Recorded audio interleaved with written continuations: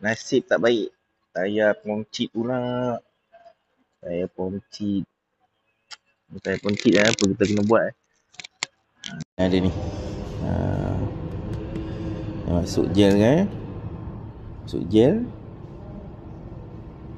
Apa bocor pun dia boleh tampal. Okay, first sekali kita buka ni dulu. Buka. Lepas tu buat gambar dia.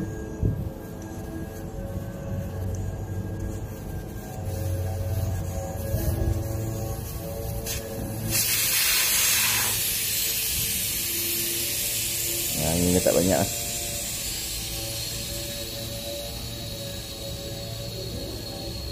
Alright. Ini sambil tu buka ni dulu.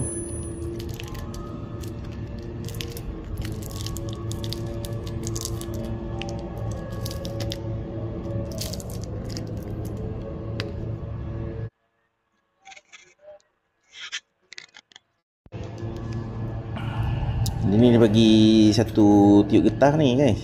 Tiup getah ni penting ni. Pula satu letak sini. Satu lagi kita masuk sini. Dah terbuka tu. Kita tengok Okey, dah boleh dah. Masuk sini.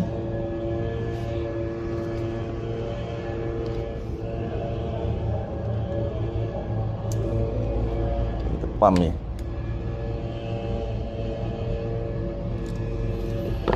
Okey, pump lagi.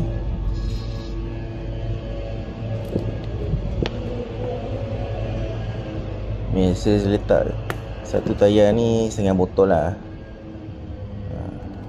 Okey. Cukup dah tu. Setengah botol kot. Lebih setengah dah. Okey, kita letak.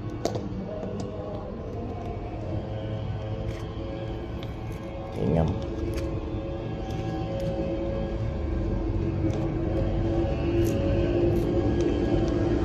Simpan untuk masa depan. Mana tahu bocor lagi.